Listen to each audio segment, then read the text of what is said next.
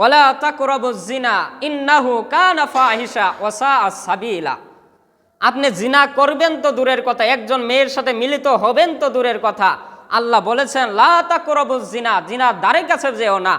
আল্লাহ রসুল বলেছেন যে তোমরা শিরিক কইরো না, কিন্তু বলে নাই শিরিকের ধারে কাছে যেও না।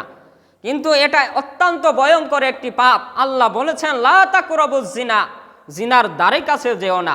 জিনার যে কাজের মাধ্যমে জিনা হয় ওর ধারে কাছে আল্লাহ রসুল যেতে নিষেধ করেছেন।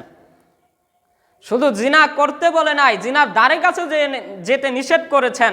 ইন্নাহু কানা ফাহিশা, ইন্নাহু নিশ্চয়তা, যে তুমি তোমার স্ত্রীকে তুমি এক মেয়ের সাথে ভালোবাসো, প্রেম করো, এটাকে বলে আবার প্রেম বলে।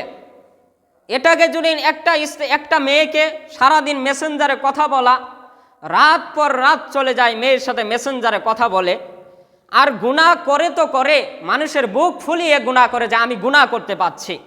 প্রেম করে তো করে রাস্তাঘাটে এই সমস্ত পুরুষরা স্কুল কলেজে পড়ে, আর স্কুলের ছাত্রীর সাথে একজন আছে, স্কুলের ছাত্রী স্কুলে ক্লাসে বসে বসে একজন পুরুষ আর একজন মেয়ের ঠ্যাঙ্গের সাথে ঠ্যাং লাগাই তারা ক্লাস করছে।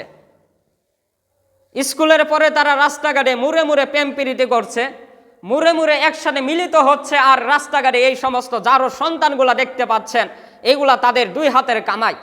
এরা অন্য মেয়ের সাথে জিনা করে, আর ওই জিনার থেকে একজন গর্ভধারী একজন মহিলা হয়, একজন সন্তান হয়, ওই সন্তানের বাপ দ্বারা পরিচয় থাকে না পরে।